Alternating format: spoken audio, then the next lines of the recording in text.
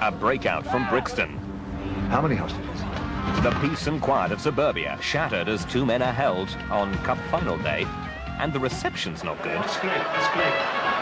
Get on the blower to the bus. Tell him it's 20 cans of lager or the pigs get blown away. The Detectives, Wednesday at 8 on BBC1. And I'll have some quavers. On BBC Two now, Miranda Richardson explores the relationship between dance and royal power. Victor's back tonight on BBC1. See the wild man of Borneo's had another good day in the garden. Quicker using a trained lugworm at this rate. Well, who got him in? Not me. I think he looks cute. Cute? Never seen so much hair growing down someone's back in all my life. I could blow dry his bottom every morning. Comedy with one foot in the grave in half an hour. Now on BBC One, it's time to take a break at the Rugby household.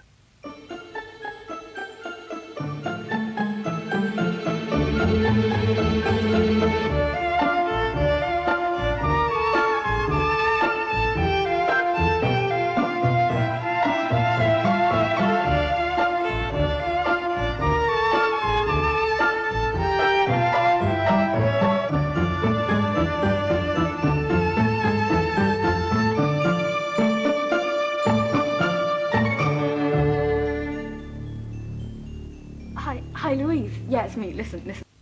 Well, over on BBC Two in a few moments, the classic spaghetti western A Bullet for the General, set during a turbulent period in the Mexican Revolution.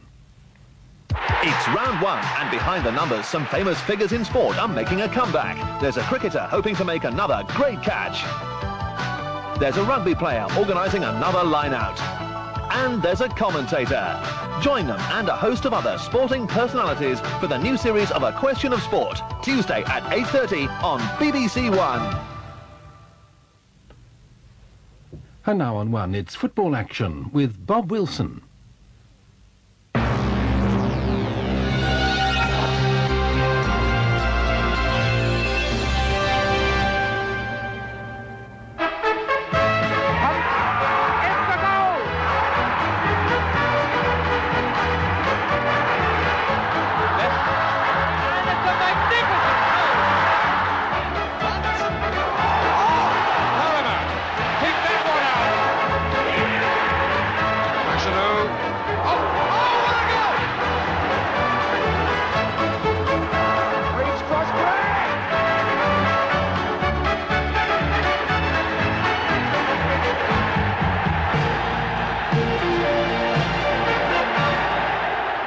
Good evening. There's no doubt football still has universal appeal, and age is no barrier.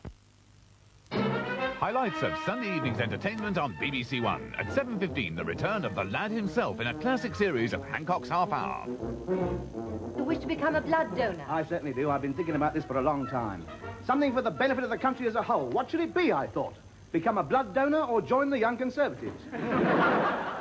In Bluebell at 7:45, Marcel's escape from concentration camp has alerted the Gestapo and the French police. I do hope for his sake that he did go to Spain. Because if he's here, we'll catch him. At 8:40, Mastermind again comes from the University of Exeter with 4 more contenders from the south and west of England. At 9:25, That's Life.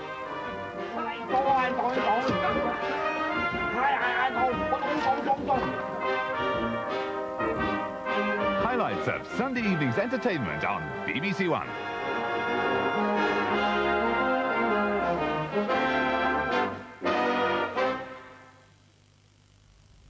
Well, now on One, another in our season of films to thrill and chill. Peter Cushing and John Hurt star in the horror movie The Ghoul. And the late film tomorrow is Tales of Terror from the master of horror, Edgar Allan Poe. Vincent Price, Peter Lorre and Basil Rathbone star at the stroke of midnight tomorrow. What do I have to tell you? It's over and it's through. I don't want you around me anymore. Now, is that clear enough? I spent 20 years building up my business. And no smart little broad from Pittsburgh is going to take it away from me.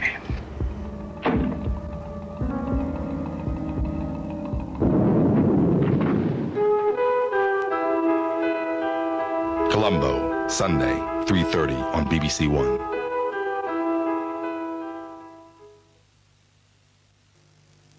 On Thursday afternoon, there's a busman's honeymoon for Robert Montgomery as Lord Peter Wimsey and Constance Cummings as his crime writer bride when they discover a body in their cottage.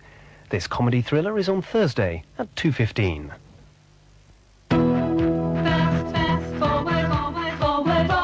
In the new Fast Forward, discover why Linford Christie is in Grange Hill with Mike and find out how to get your ticket to our Alton Towers Fun Day. Mike from Neighbours goes back to school, whilst Ed the Duck talks all about himself and his own quacks.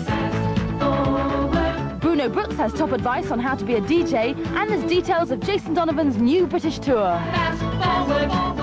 All this and your favourite cartoons in the new Fast Forward, out now.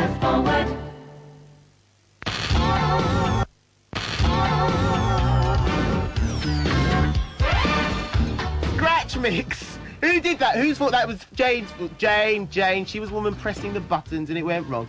Fancy that, in Fast Forward, Ed the Duck talking about himself and himself only. What a surprise! I bet my name's Thanks Ed, but he's off at Cubs today. How are you? I tell you, I've had one of those weekends. I had a really bad cold. Thursday afternoon, as I packed my bags and went, it was achoo, achoo, so it's really, really bad cold. Sympathy? Yes. Sympathy. Tissues. But now I'm better. Worst of all. Do you know how the producer's in with me? She just gave me the tissue. There's 2 of them now. 2. What am I supposed to do? 2 of them. Go on, one of you, new one, say hello. Go on. Hello. Oh, that was feeble. Anyway, programmes today begin in a moment with hello, Bodger and Badger. That's coming up. That's followed by Hokey Wolf. There's Charlotte's Web in our Jack and Norrie story. The new Yogi Bear show, I'm laughing.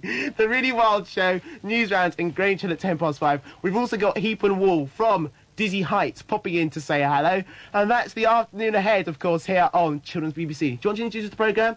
Now it's time for Bodger and Badger. I did that without my lips moving. Amazing. Everywhere he goes, Bodger always knows. Badger makes us never far away. Bodger and Badger. La la la la, Badger never far away. Everybody knows, Badger loves mashed potatoes. Excellent into shapes and eats them every day. Bodger and Badger. La la la la la la la. Bodger and Badger.